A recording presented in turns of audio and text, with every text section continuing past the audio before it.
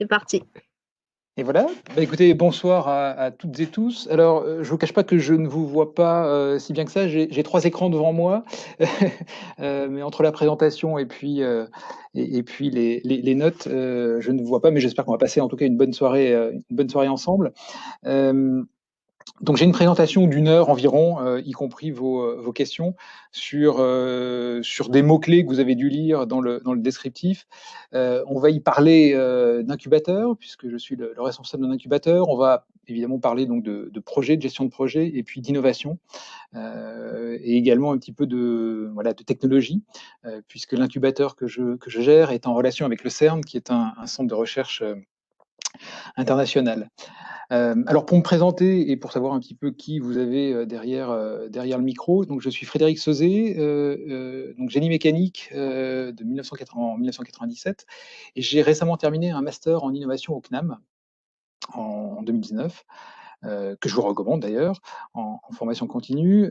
Alors moi, j'ai eu un parcours, j'ai travaillé comme chef de projet, comme consultant, essentiellement en organisation, en lean management, alors pour plusieurs entreprises, pour Philips, BNP Paribas, et également pour le ministère, des Finances ici en Suisse.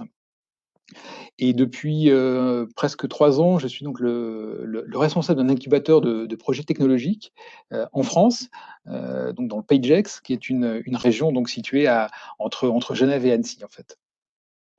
Et puis depuis 2015, j'anime un blog que je vous invite à consulter, innovecteur.com, où vous allez trouver tout un tas d'informations sur l'innovation, la gestion de projets innovants d'une façon générale.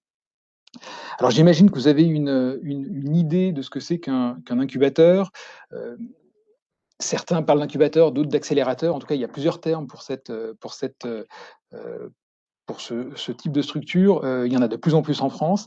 Euh, En tout cas, c'est un endroit où on accompagne des projets, en général des projets innovants, et on essaye de leur apporter de l'aide pour leur permettre, voilà, de grandir plus rapidement, de se développer plus facilement, et de rencontrer, en tout cas on l'espère, plus facilement le succès. Et donc, lorsqu'on s'occupe d'un incubateur, la question, c'est évidemment de savoir comment avoir un impact, positif sur les projets, comment faire pour les aider au mieux. Et donc, c'est évidemment une question importante. Il y a quelques réponses qui sont apportées par des académiques, mais aussi par des recherches plus appliquées. Et ce que je vais essayer de faire ce soir, c'est de vous apporter mes recettes, mes expériences, pour que vous puissiez, bah, vous, en tant que alors soit responsable innovation au sein d'une structure, d'une entreprise, peut-être en bénéficier et utiliser ces trucs et astuces. Et puis, si vous êtes vous-même porteur d'un projet innovant, peut-être aussi de savoir un petit peu décoder le message des incubateurs et de savoir lequel choisir en fonction de ce que vous cherchez. Alors, voilà donc pour l'intro. Ce que j'espère, en tout cas, ou les 3 grandes parties, en tout cas, que j'ai prévues, c'est de vous montrer, de vous présenter, les dispositifs, que l'on utilise dans l'incubateur, à la fois leurs points forts, leurs limites, et puis de voir un petit peu, dans quel cadre on peut les utiliser. Leur utilisation grandeur nature, et finalement, je vous donne déjà la conclusion, c'est qu'en réalité, ces différents dispositifs, il faut évidemment savoir les mixer et les utiliser en fonction et des entrepreneurs et des projets et de la maturité de ces projets. Donc, il n'y a pas un seul outil qui va correspondre à un seul projet pour toute leur durée de vie, mais il y a bien une nécessité, en tout cas, de les marier en fonction des objectifs que vous visez. Et puis la dernière partie, bon là ce sera un petit peu plus prospectif et ce sera un petit peu plus court et puis plus participatif, c'est d'essayer de parler un petit peu des évolutions futures.